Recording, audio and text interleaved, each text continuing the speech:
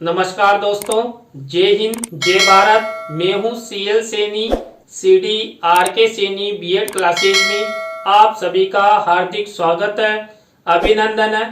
दोस्तों, आज की लाइव क्लास में हम जो हमारे द्वारा पाठ योजना निर्माण कार्यक्रम चलाया जाता है, इसके अंतर्गत हिंदी गद्य पाठ योजना क्रमांक 28 और हमारा मुख्य प्रकरण रहेगा लेखक हरिशंकर परसाई द्वारा लिखित बस की यात्रा। इस बस की यात्रा गद्य पाठ पर हम आपको लेसन प्लान बनाना बताएंगे, तो आप सब बने रहें हमारे साथ, हमारे चैनल के साथ। और दोस्तों, यदि आप हमारे इस चैनल पर पहली बार आए हैं तो हमारे इस चैनल को सब्सक्राइब करें और पास ही बने बेल आइकन को जरूर दबावें। दोस्तों, जब हम हिंदी गद्य पाठ योजना का निर्माण करते हैं तो सबसे पहले श्यामपट्ट पूर्ति का निर्माण किया जाता है।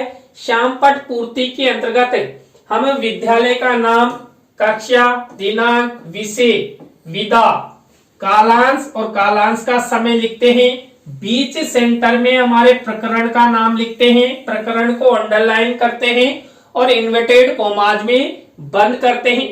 तो यहाँ पर आपको इस तरह ये श्यामपट्ट पूर्ति करनी है। श्यामपट्ट पूर्ति के बाद दोस्तों हम उद्देश्य, विशिष्टीकरण और अपेक्षित व्यवहारगत परिवर्तन बनाते हैं। दोस्तों, यहाँ पर हम हिंदी गद्य पाठ योजना में 6 उद्देश्यों का निर्माण करते हैं। यहाँ पर पहला उद्देश्य ज्ञानात्मक। अब यहाँ पर ज्ञानात्मक उद्देश्य से रिलेटेड ये 1 से 2 विशिष्टीकरण और 2 से 3 अपेक्षित व्यवहारगत परिवर्तन बनाए जाते हैं। दोस्तों, इसी तरह अवबोधात्मक उद्देश्य से रिलेटेड ये 1 से 2 विशिष्टीकरण और 2 से 3 अपेक्षित व्यवहारगत परिवर्तन बनाए जाते हैं। दोस्तों, इसी तरह जो 3rd नंबर का उद्देश्य होता है अभिव्यक्त्यात्मक, इस अभिव्यक्त्यात्मक उद्देश्य से रिलेटेड 1 से 2 विशिष्टीकरण और 2 से 3 अपेक्षित व्यवहारगत परिवर्तन बनाए जाते हैं। इसी तरह दोस्तों, कौशलात्मक उद्देश्य से रिलेटेड ये 1 से 2 विशिष्टीकरण और 2 से 3 अपेक्षित व्यवहारगत परिवर्तन आपको आपकी दैनिक पाठ योजना डायरी में बनाना है।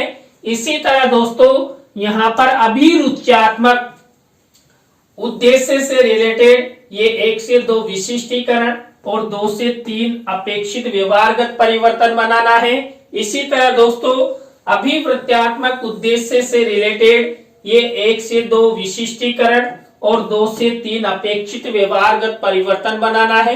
दोस्तों, जब आप हिंदी गद्य पाठ योजना का निर्माण करें तो इस तरह आपको ये उद्देश्य, विशिष्टीकरण और अपेक्षित व्यवहारगत परिवर्तन का फॉर्मेट बनाना है। दोस्तों, इसके बाद हम यहाँ पर कक्षा शिक्षण सहायक सामग्री का कॉलम बनाते हैं। कक्षा शिक्षण सहायक सामग्री 2 प्रकार की होती है, सामान्य और विशिष्ट। दोस्तों, सामान्य शिक्षण सहायक सामग्री तो हमें रेडीमेड मार्केट में मिल जाती है, लेकिन जो विशिष्ट शिक्षण सहायक सामग्री होती है उसका हमें निर्माण करना होता है।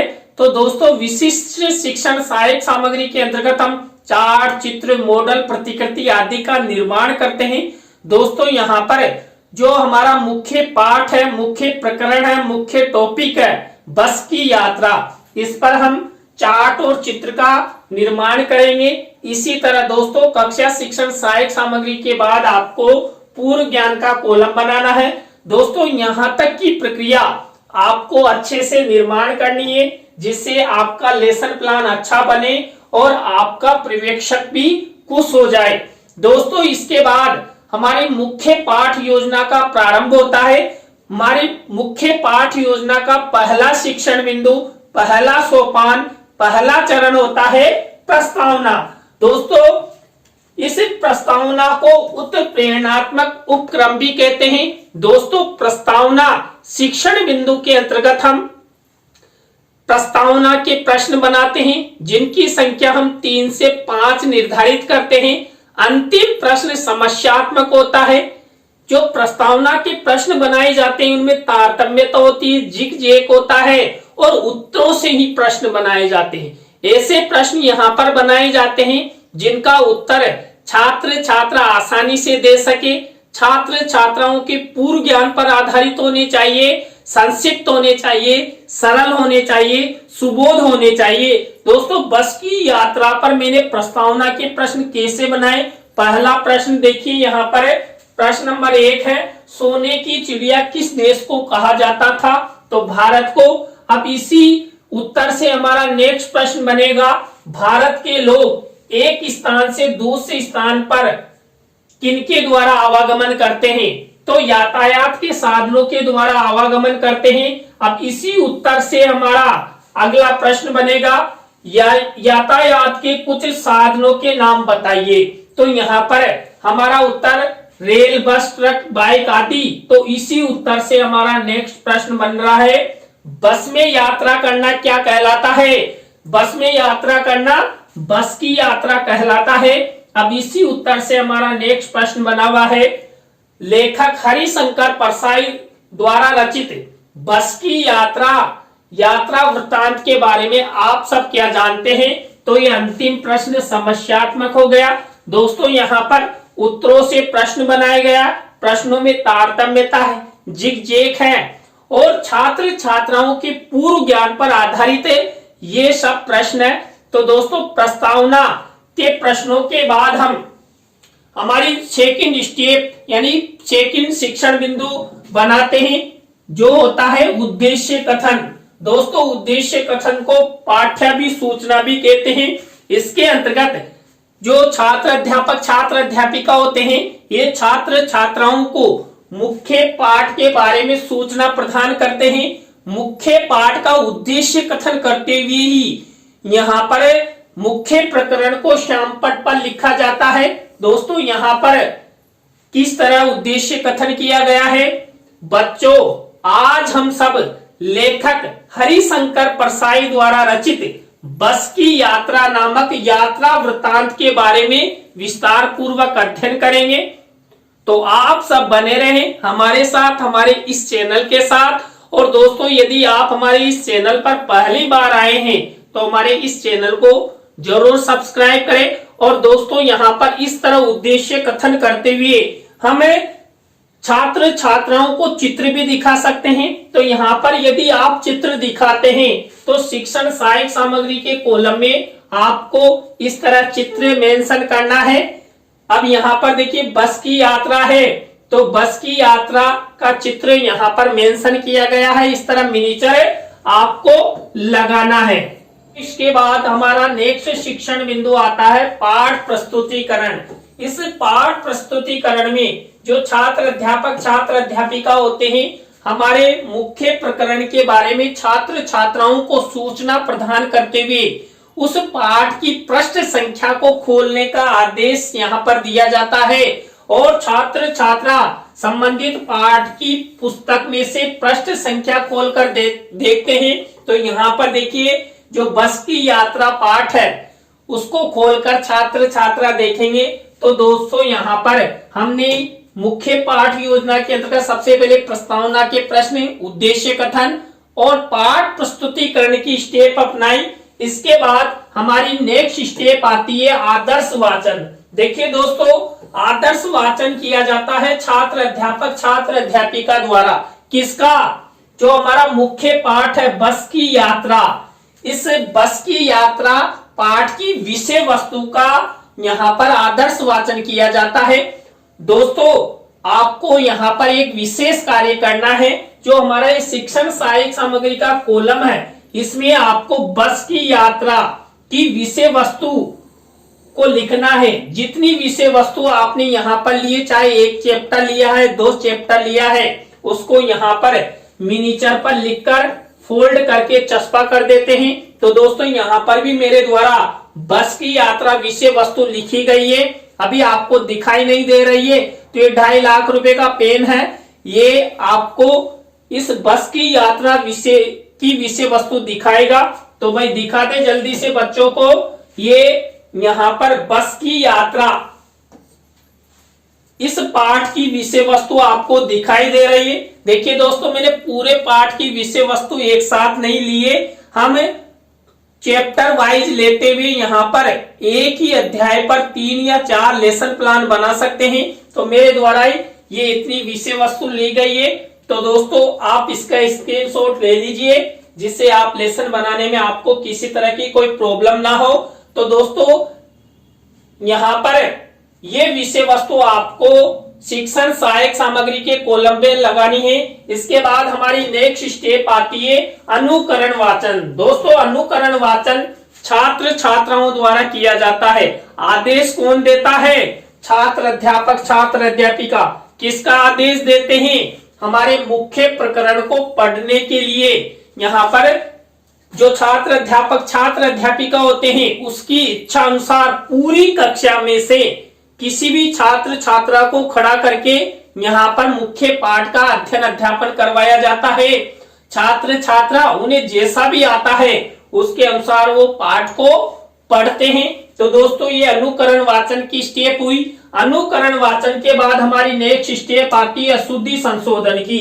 दोस्तों अनुकरण वाचन के समय जो छात्र छात्राओं द्वारा जो अशुद्धियां पढ़ी जाती है, अशुद्ध बोला जाता है या कोई गलतियां की जाती है, तो छात्र अध्यापक छात्र अध्यापिका क्या करते हैं? श्यामपट्ट की सहायता से उनका उच्चारण ठीक करवाते हैं। तो यहाँ पर भी आपको एक विशेष कार्य करना, आपको श्यामपट्ट कार्य वाले कॉलम में ब्लैक शीट का निर्माण करते हुए सिल्वर कलर के पेन से इस तरह का फॉर्मेट बनाना है। एक तरफ अशुद्ध शब्द लिखने हैं, एक तरफ शुद्ध शब्द लिखने हैं। तो आपको ये 5 से 7 शब्द इस तरह लिखते हुए ये अशुद्धि संशोधन का फॉर्मेट बनाना है। तो दोस्तों ये अशुद्धि संशोधन का फॉर्मेट हुआ। अशुद्धि संशोधन के बाद हमारी नेक्स्ट स्टेप आती है हिंदी गद्य पाठ योजना में काठिन्य निवारण की। दोस्तों ये इस पाठ का काठिन्य निवारण है। तो इस तरह आपको ये काठिन्य निवारण बनाना है। तो इस तरह वही श्यामपट्ट कार्य वाले कॉलम में आपको ब्लैक शीट का निर्माण करना है और शब्द अर्थ विधि प्रविधि प्रयोग इस तरह का फॉर्मेट आपको ये बनाते हुए काठिन्य निवारण की स्टेप करनी है। दोस्तों आप जितना अच्छा काठिन्य निवारण करते हैं उतनी ही अच्छी आपकी पाठ योजना बनेगी, छात्र छात्राओं का ज्ञान बढ़ेगा।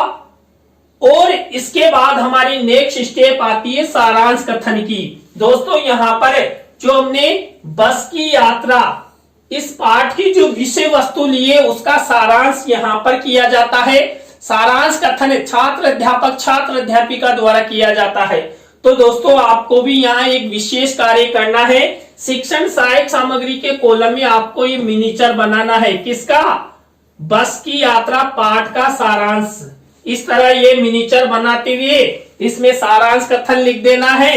अब ये ऊपर मैंने लिख दिया है, इसको फोल्ड कर दिया ना, इसलिए अब आपको सारांश कथन नहीं दिख रहा ना, वो दिखाई देगा। 2.5 लाख रुपए का पेन आपको सारांश कथन दिखाएगा।